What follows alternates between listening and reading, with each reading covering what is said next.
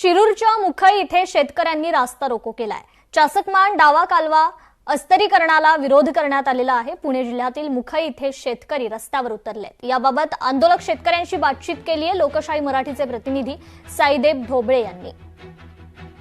चासकमान डाव्या कालवाचा जो आस्तरीकरणाचा प्रश्न आहे तो या ठिकाणी पेटलेला आहे, कारण येथील शेतकऱ्यांनी या आस्तरीकरणाला विरोध केलेला आहे। एकंदरीत पाहिले तर याच्यामुळे येथील ह्या परिसर हा पाण्यापासून वंचित राहणार आहे। अनेक दिवसापासून या चासकमान डाव्या कालवाचा येथील शेतकरी पाण्यासाठी लाभ घेतात, परंतु हे आस्तरीकरण झाल्यानंतर हे सर्व पाणी थांबणार आहे आणि याच बाबत शेतकऱ्यांनी रास्ता रोको आंदोलन या ठिकाणी उभे केले आहे। हा विरोध जो आहे तो जर आम्ही विरोध केला नाही तर या भागातला कॅनॉल जर सिमेंटनी आणि वॉटरप्रूफ पद्धतीने पाणी पुढे नेलं तर या भागातली शेती आणि जे काय फुललेलं बागायत आहे 27 वर्ष आमच्या मागच्या अनेक पिढ्यांनी वाट पाहून हे जे आता फुललेले मळे आहेत आमचं जीवन सुजलाम सुफलाम झालेलं आहे ते अतिशय संकटात येईल। हा संपूर्ण भाग जो आहे तो बेचिराख होईल।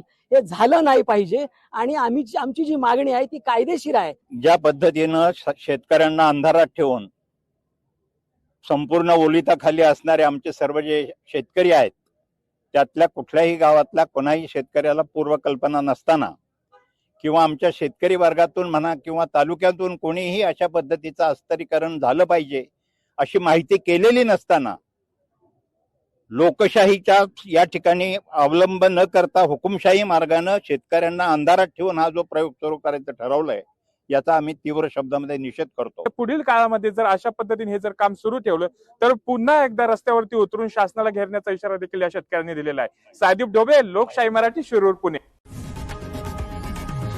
लोकशाही मराठी ऐका, पहा, जागरूक रहा।